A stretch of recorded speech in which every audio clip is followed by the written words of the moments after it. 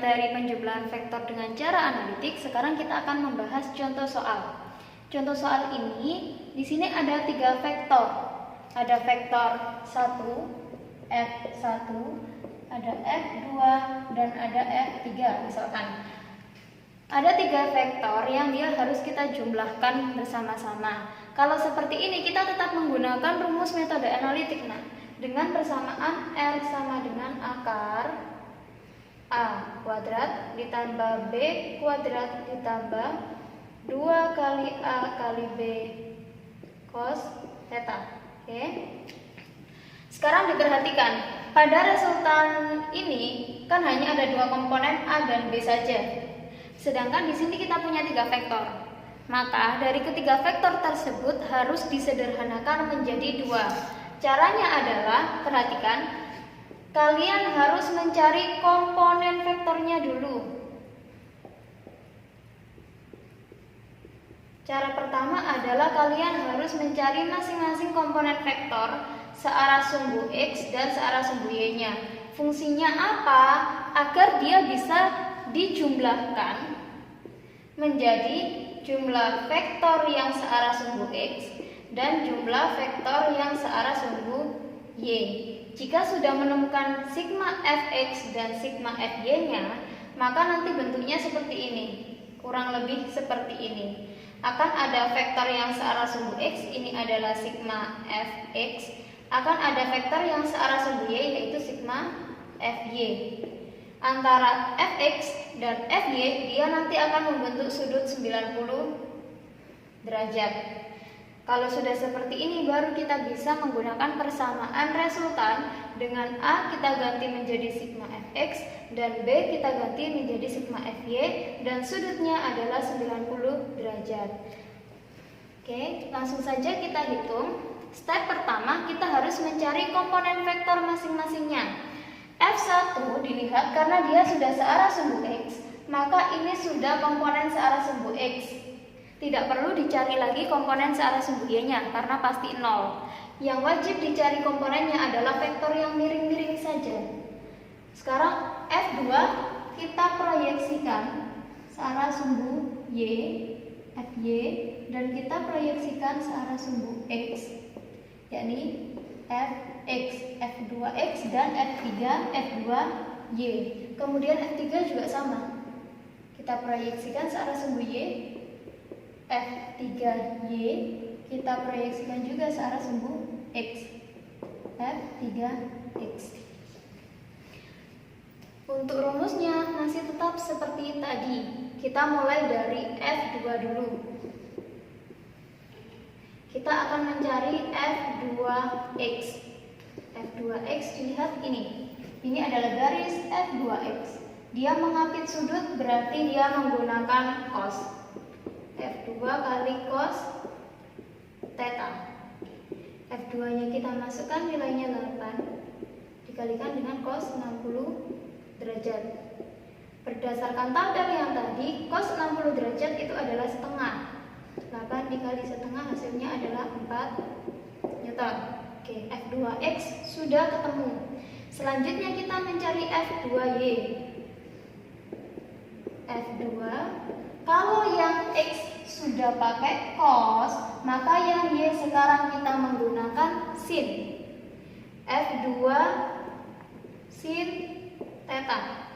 F2-nya nilainya 8 kali sin 60 derajat. Sin 60 derajat berdasarkan tabel nilainya adalah setengah akar 3. Berarti hasilnya F2Y adalah 4 akar 3.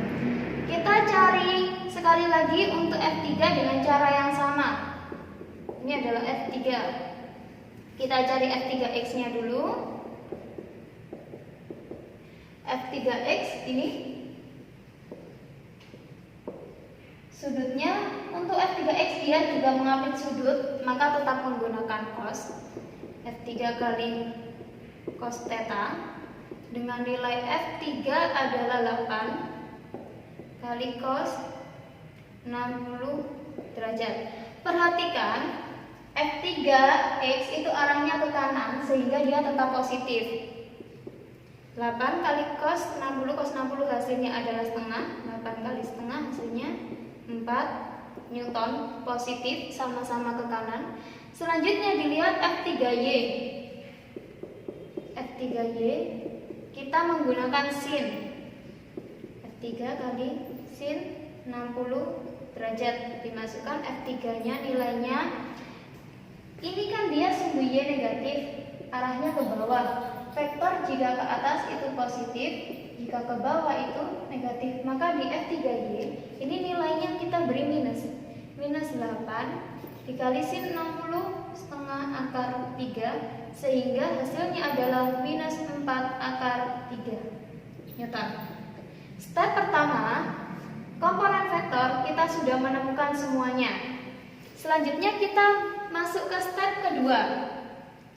Step selanjutnya adalah kita mencari sigma fx. Sigma fx ini adalah jumlah vektor yang searah sumbu x. Kalau sudah diproyeksikan, vektor-vektor yang mirip ini menjadi hilang. Ini sudah hilang. Maka vektor yang tersisa adalah f2x, f3x, f1, f2y, dan f3y saja. Sekarang marilah kita cari mana saja vektor yang dia searah sumbu x. Ini ada f2x, ada f3x, juga ada f1. Kita masukkan di sini. Sigma fx, jumlah vektor-vektor yang searah sumbu x adalah ini ada f2x ditambah f3x ditambah dengan f1. f2x kita lihat nilainya adalah 4, arahnya ke kanan positif. F3x nilainya juga 4, arahnya juga ke kanan, maka dia juga positif. Sedangkan untuk F1 dia nilainya juga 4 tapi arahnya ke kiri, sehingga di sini nanti kita masukkan ditambah minus 4. Baru kita jumlahkan 4 tambah 4 8 dikurangi 4 hasilnya adalah 4 Newton. Sudah, kita sudah menemukan jumlah vektor searah sumbu x. Selanjutnya kita mencari sigma fy, yang artinya adalah jumlah vektor pada sumbu y. Kita lihat di sumbu y itu ada vektor apa saja? Ada f2y dan f3y saja. Berarti kita masukkan sigma fy adalah f2y ditambah dengan f3y. f2y arahnya ke atas, berarti dia positif. Positif 4 akar 3 ditambah f3y, dia arahnya ke bawah sehingga nilainya negatif. Negatif 4 akar 3. Maka resultannya adalah 0 Newton. Kalau digambarkan seperti ini, nak.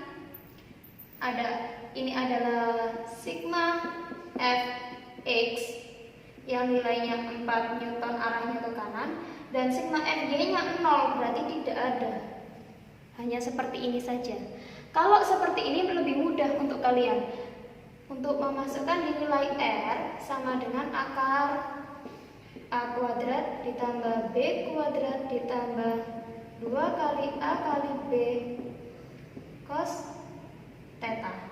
Dimasukkan saja, yang ada adalah nilai A saja, yaitu sigma fx 4 kuadrat ditambah 0 2 kali 4 kali 0 dikalikan lagi dengan cos 90. Kebetulan cos 90 nilainya juga 0.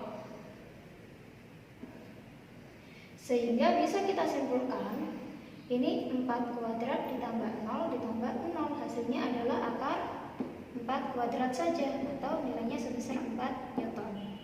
Jika dia hanya tersisa satu vektor saja, maka resultannya sama dengan vektor tersebut.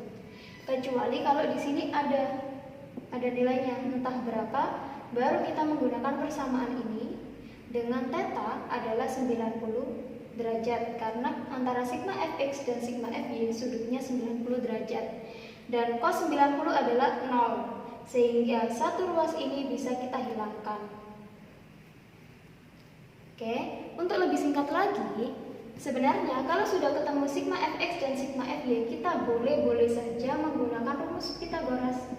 L sama dengan A kuadrat ditambah B kuadrat. Cukup sampai sini saja bisa.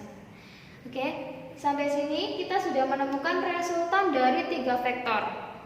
Untuk lebih paham lagi, silakan lakukan latihan soal, dan jika ada pertanyaan silakan WA Mem. Sekian, terima kasih.